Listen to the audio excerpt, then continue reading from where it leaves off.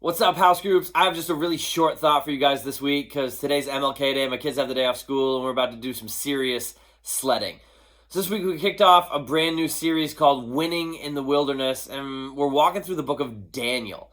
And as I was preparing and praying for this series, I've been thinking about some of my worst wilderness experiences, like physical wilderness, from a camping trip to a state park in the North Woods that ended up having to be canceled halfway through because we went camping on what the Minneapolis Star Tribune later called the worst mosquito hatching weekend Minnesota has seen in 20 years. It was brutal. To a time when I had a bus full of 40 high school students that broke down 2 hours from anywhere in the middle of the Texas wilderness, like South Texas.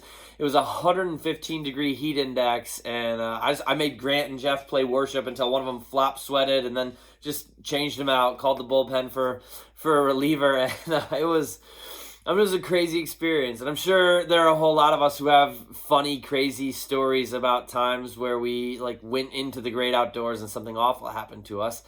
And I'm sure also that all of us have stories of times that we got thrown into the experiential wilderness that are a lot less funny.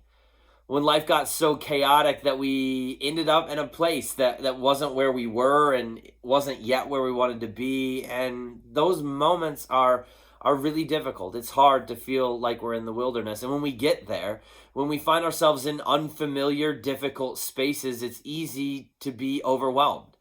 And it's really easy to panic and be afraid that maybe there's no way forward, and maybe God isn't big enough to help us through. But we talked about Sunday, and this is the big idea from chapter 1 of the book of Daniel. And it's absolutely the idea that defined his reaction to being grabbed out of Jerusalem, out of the only home that he had ever known, by the most powerful empire in the world, and yanked into exile in Babylon and thrown into this training program to be a Babylonian public servant. Like, his whole world got turned upside down. And I can't even imagine that. Like, I can't even imagine someone coming to Des Moines and kidnapping us and carrying us away to their capital and teaching us their language and their culture and everything else. But that's what happened to Daniel.